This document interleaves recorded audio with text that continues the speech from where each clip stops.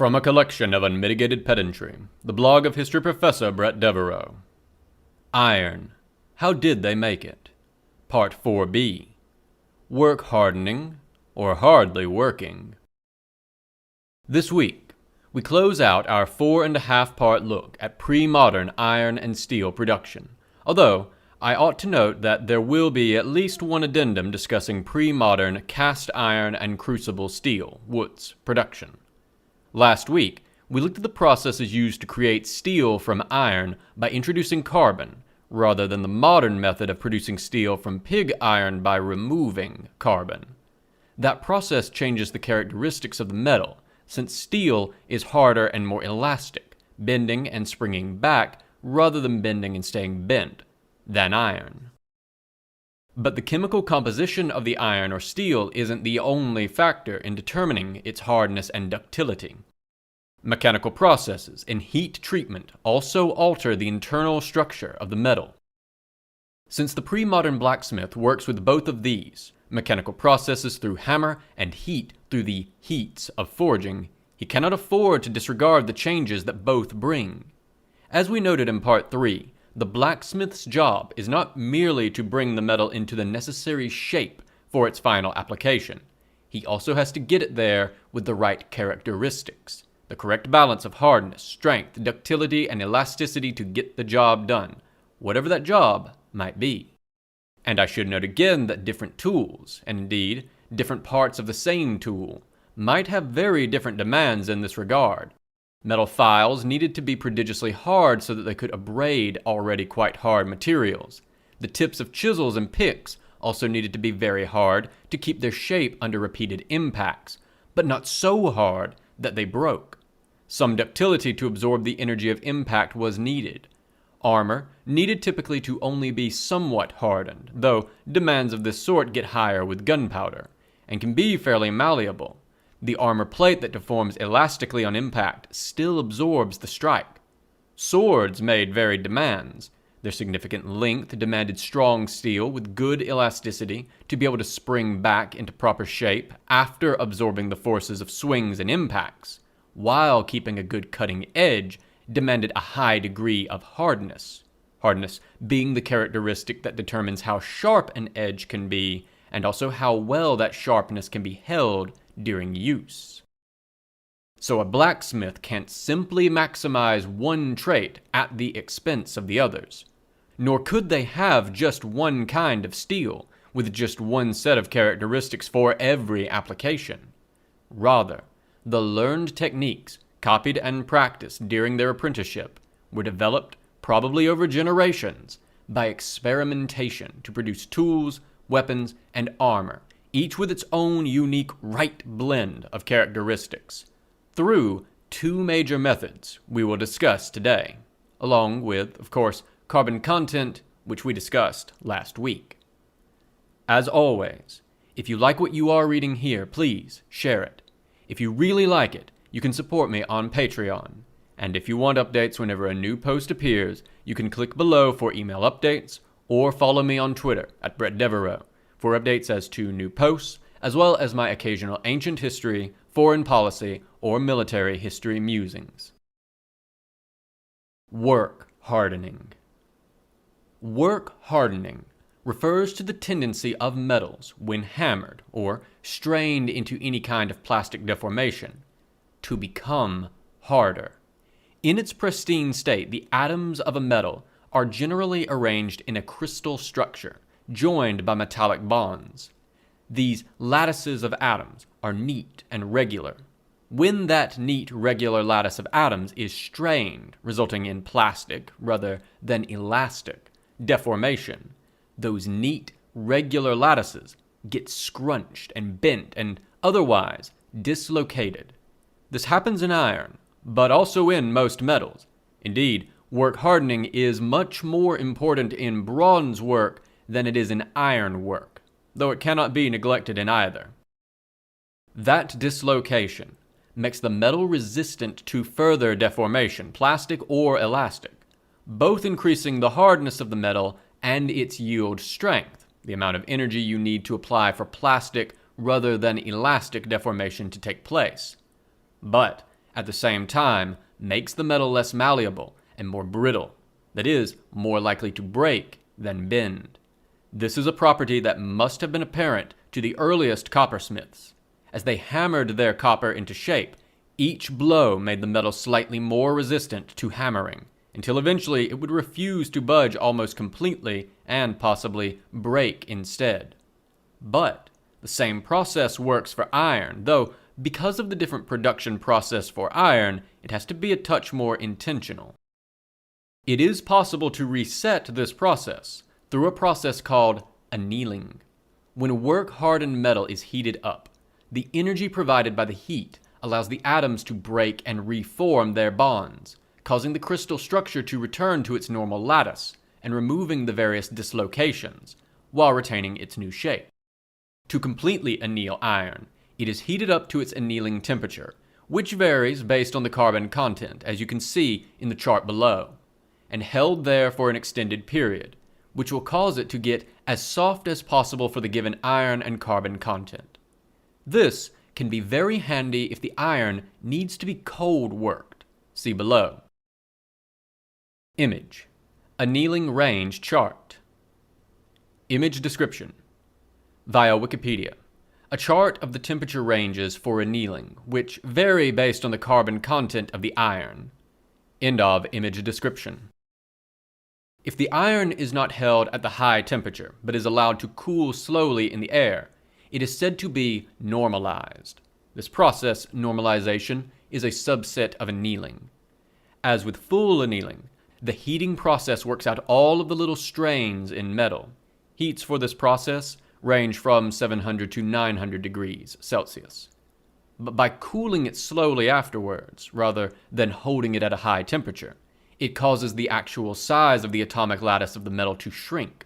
The technical term is grain refinement, as the individual grains of the lattice are refined, meaning get smaller, which results in a metal somewhat harder than in a fully annealed state. Normalization is an important step for metal that is going to be subsequently heat treated as well. Now, the attentive reader will be thinking, but wait, if heating the metal up to forging heat and letting it cool in the air resets the work hardening process, well, we're doing that every time we heat the metal for forging. Indeed, hot working, which is what we've been describing so far with forging, generally does not meaningfully work harden metal for this very reason. And for a smith working with good steel that is going to be heat treated, which we'll discuss in a minute, this doesn't matter a whole lot. But for reasons which we'll discuss, iron with a very low carbon contents cannot be heat treated for hardness. For a smith working with nearly pure, no carbon, iron, work hardening is his best option for increasing hardness and yield strength. In this case, the iron object would typically be brought essentially to its final shape and then finished by being hammered cold working.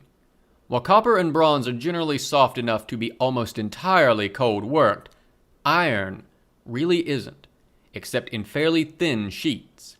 So, the bulk of the actual shaping will still be done with hot forging, but with a final phase of cold hammering which will induce work hardening, and also, incidentally, can remove tool marks from the hot working, which might be cosmetically desirable. Heat treatment basics. The changes steel undergoes when it is heated and cools can also alter its characteristics, because, as we'll see, a big part of the effect of heat treatment has to do with the carbon atoms diffused within the crystalline iron structure of steel.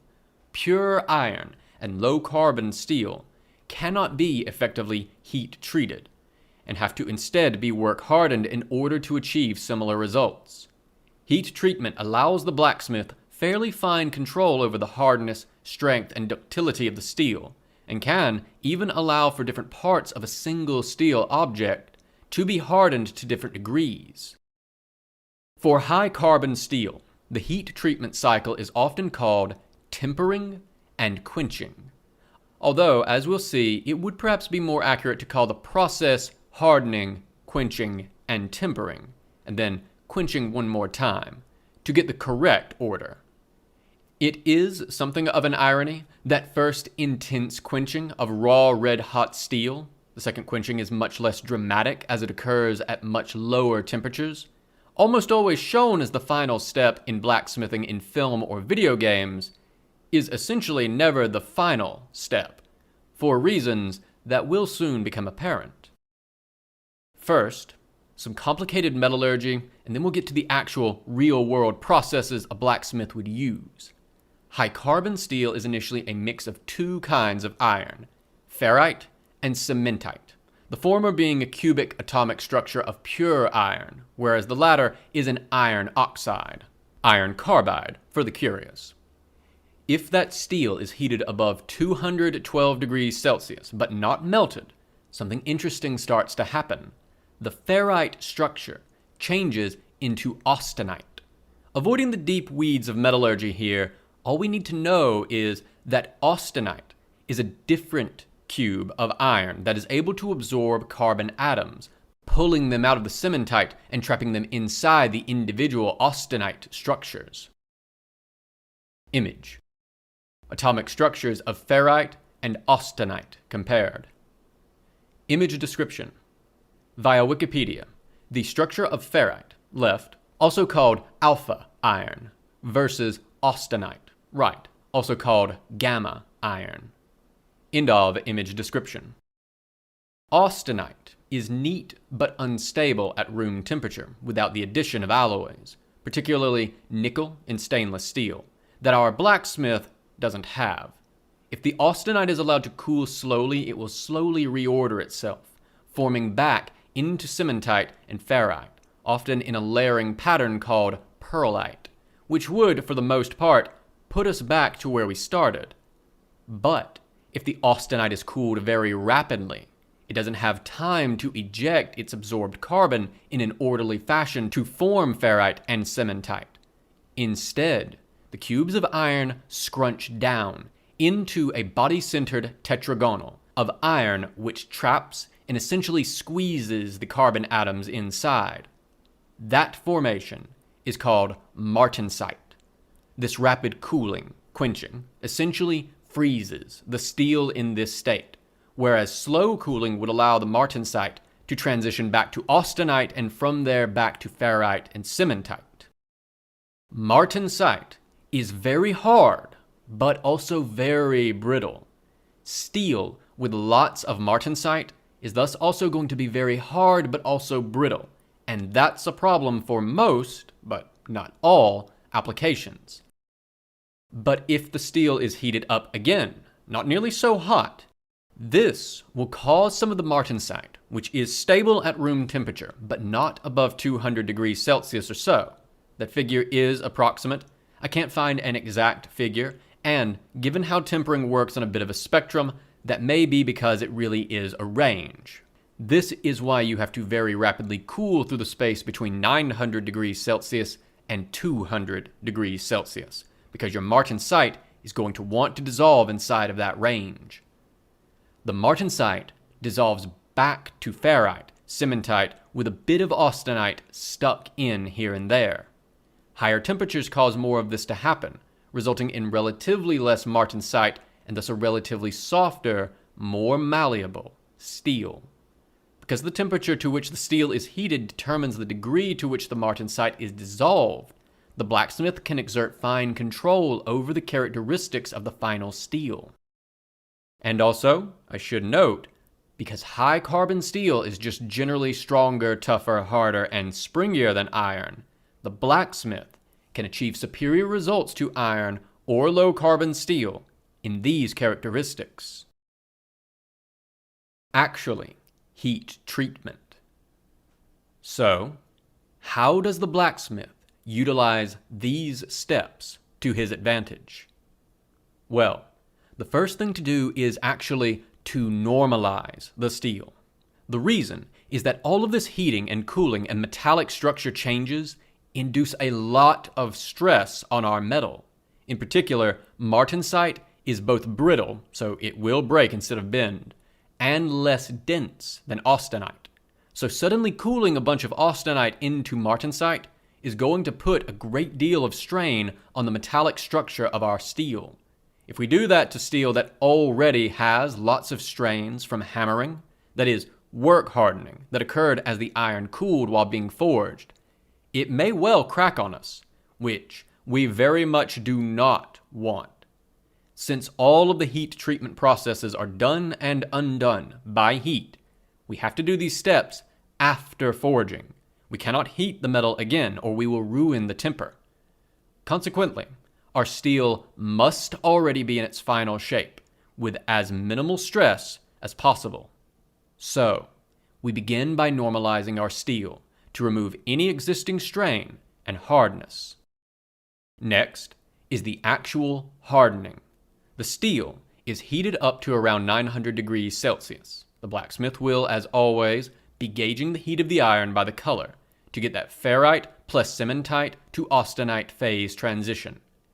Then, the steel is quenched, rapidly cooling it, creating our martensite, and getting a steel of maximum hardness. Image. Hallstatt sword. Image description. Via the British Museum, a Hallstatt C. 800 to 600 BCE sword, originally from La Rochelle, France. Metallurgical testing by Janet Long suggests that the blade, while not pattern welded, was either made from a steel bloom or else case hardened. Notably, the blade, in addition to being carburized, had been heat treated, though probably not quenched. Small grain size suggests that it was normalized, and probably then work hardened. It is rare to get such detailed metallurgical analysis of very early swords like this, as doing so requires cutting out and destroying parts of the remains for analysis. End of image description. Of course, rapidly cooling puts all sorts of strain on the steel, so the goal here is to cool as rapidly as possible without cracking the metal to achieve full hardness. Steels with higher carbon content will have more austenite compared to ferrite because there is more carbon to make the former and should be cooled more slowly. Likewise, thinner sheets of steel can be cooled more slowly, but thicker objects need more rapid cooling because they have a higher internal volume to external surface area, meaning that the interior can remain hot even as the exterior has cooled. The main tool the blacksmith has to control the cooling rate is the quenching medium. Water cools quite fast, but oil quenches more slowly. This was known to the Romans as Pliny is aware of it. Pliny, Natural History, Book 34, Section 145-146. A blacksmith is likely to rely on his own experience and the practices he picked up during his apprenticeship to know how to quench different kinds of objects and different steels. Hardened and quenched steel is going to be far too hard and brittle for most uses, although some objects, like files, might be hardened and left in that state, since they do not need to sustain shock but merely need to resist abrasion. So now, the steel is tempered by heating it up again between 200 degrees Celsius and 330 degrees Celsius. All of these heats are using the same old forge. By controlling air input through the bellows and the exposure time of the iron, the blacksmith can finally control the heat of the metal, which he can gauge by its color, which will dissolve some of the martensite, removing the brittleness. After tempering, the tool is typically quenched again to once again freeze the metallic structure in place at the desired hardness. Image. Tempering colors of steel. Image description.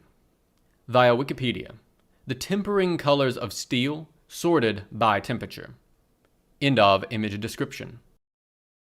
In a fascinating twist, the composition of the steel impacts the color of the oxide film that forms through oxidation on its surface through this process, meaning that it is possible to gauge the temper of the iron from its color, though finished tools will have had this film polished off.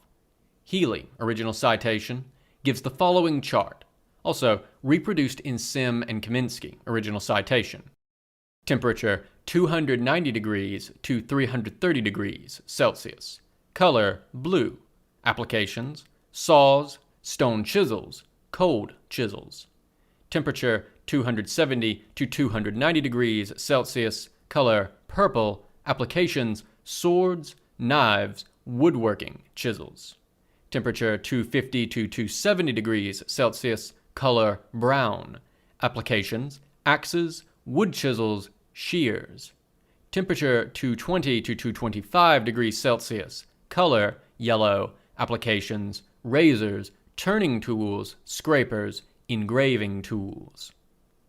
The lower the temperature that the steel is tempered at, the relatively more martensite survives inside of its structure, resulting in more hardness, but also more brittleness. Image: differentially tempered steel bar.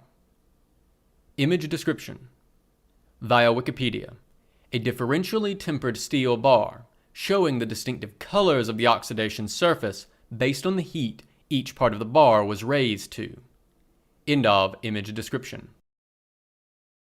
Final steps. At this point, our steel tool has had quite a journey. It began its life as some ore and trees. The trees were reduced to charcoal, and the ore was mined and then smelted, hammered into a billet, and then into a bar.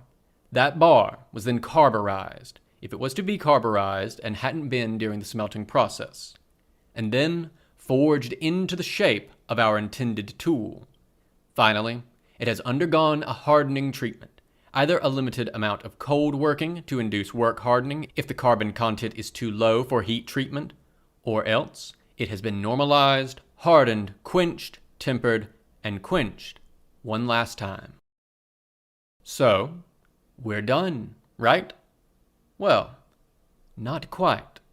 One final thing, almost always neglected in depictions of ironworking in fiction, is finishing. Because what we've ended the process with is not a pristine, ready-to-use sword or tool. All of the heat has caused oxidation, which has left a thin film of brightly colored rust. Rust is very bad on iron objects. Unlike copper, which rusts protectively, iron rust encourages further rust. So, that has to be removed, typically in the polishing process. Moreover, our object is likely to have artifacts of the forging, the remains of the part of the bar the smith used as a handle, for instance, which have likely been forge cut off, leaving a knob that needs to get removed. Likewise, while any edges which need to be sharp have been drawn thin, they now need to actually be through to an edge or a point sharp enough to actually cut things. There may be other small adjustments that need to be made by removing metal as well.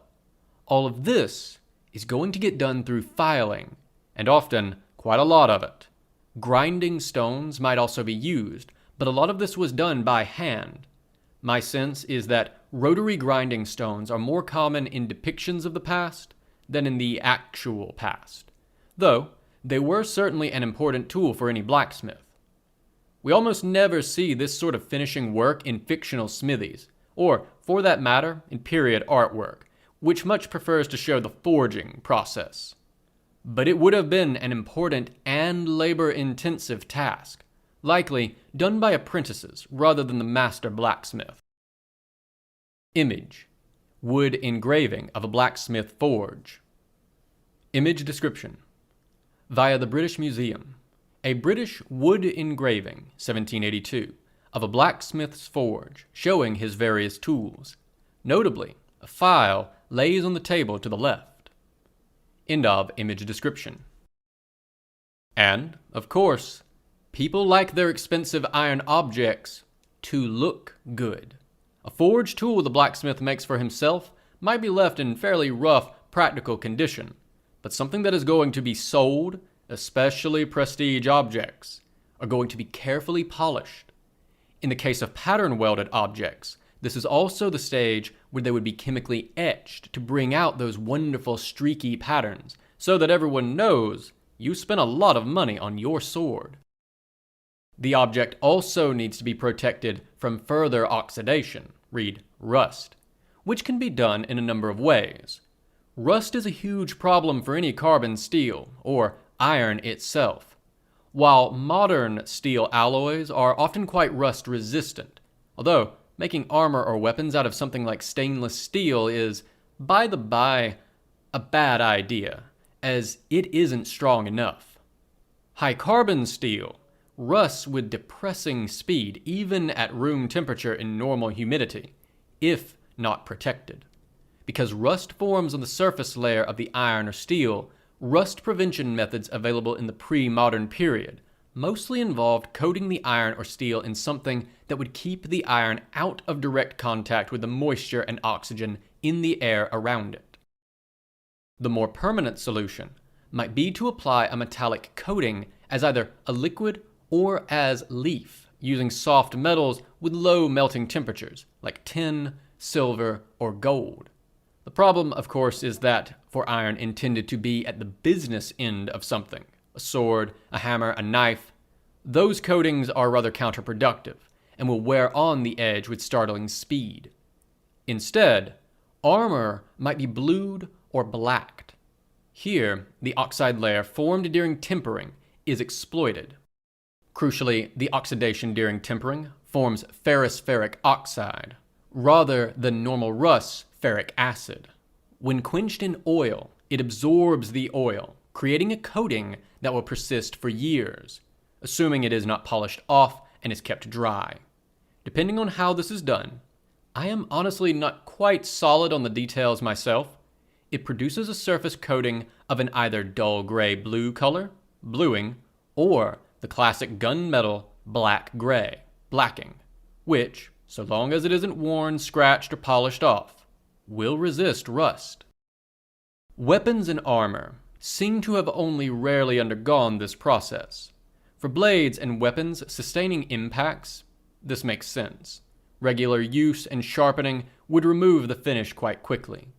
But even armor, which might be blued or blacked, typically wasn't, especially if it was going to be visible, that is, not under a textile like a coat of plates. Part of that is cosmetic.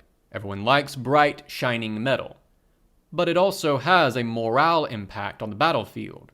For a soldier viewing a hostile army at a distance, one way he might be trying to gauge the quality of the fellows he is facing is by how much expensive, high-end metal equipment they have.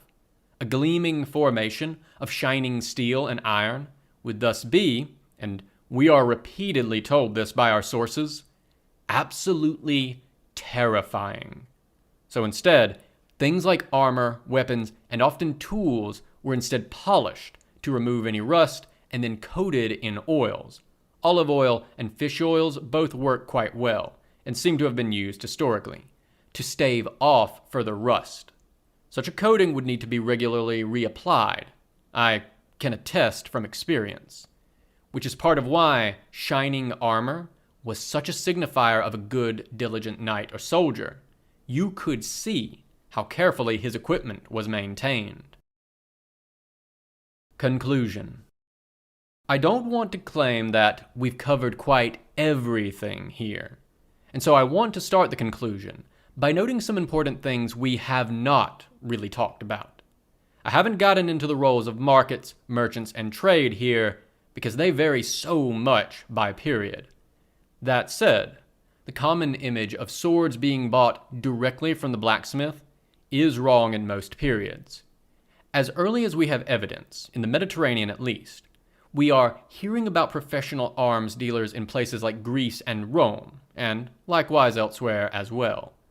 Tool sellers are harder to see, but must have been similarly common. Certainly we see lots of evidence that these items, being valuable and difficult to make, were used and sold and resold and traded and reused. A sword that begins its life as a high-quality piece for a wealthy knight might end its existence as a cheap second-hand weapon many decades later, after rust, damage, and wear had their say. Not only were the finished products bought, sold, and shipped, but so was the iron and steel itself. There was quite a lot of market activity in metals and metal tools, although compared to agriculture, such operations were a tiny slice of the overall pre-modern economy, perhaps never much more than 5% or so, to give a very limited sense of scale based on an estimate in Sim and Ridge, original citation. Nevertheless, given this long process and all of the steps we have marched through to get to our finished tool or armor or weapon here at the end, I hope this explanation gives some sense of why iron or steel objects tended to be some of the most expensive things that a non-elite individual, and even some elite individuals, might own. Compared to similarly sized products in stone or wood, wrought iron and steel demanded tremendous investments in labor and fuel, which of course demanded even more labor. Those workers, the miners, colliers, timber cutters, furnace operators, barsmiths, blacksmiths, strikers, apprentices, all need to be fed and clothed and housed. Image. Print of a blacksmith at the forge. Image description. Via the British Museum, a 1797 British print showing a blacksmith at the forge being surprised by the embrace of his wife, as an illustration to the story of Humphrey Clinker. This isn't apropos to anything in particular, but just a decent reminder that all of these workers and artisans were people too, with families and inner lives and personal struggles. End of image description. Leaning back on our series on agriculture, you can quickly imagine the impact that has on the structure of society. Almost all of our iron workers, save perhaps our timber cutters and colliers, are specialists who are not going to be providing those basic goods for themselves, which means that in order to employ them, the broader society needs to be producing surplus agricultural products, food, but also textiles, for them. That in turn brings us back to the idea of societies potentially having both high and low equilibrium points, because good iron tools can enhance the productivity of almost everyone. A good steel axe is much better at cutting down trees. A good iron plow is much better at plowing than stone, copper, or wood equivalents. Consequently, we can imagine two societies on identical lands with identical farming bases. But if one has developed an extensive iron working industry with improved tools leading to higher yields and lower labor requirements and thus greater efficiency, and the other has only a limited iron working industry, the former is likely to be able to support more people at a higher standard of living than the latter.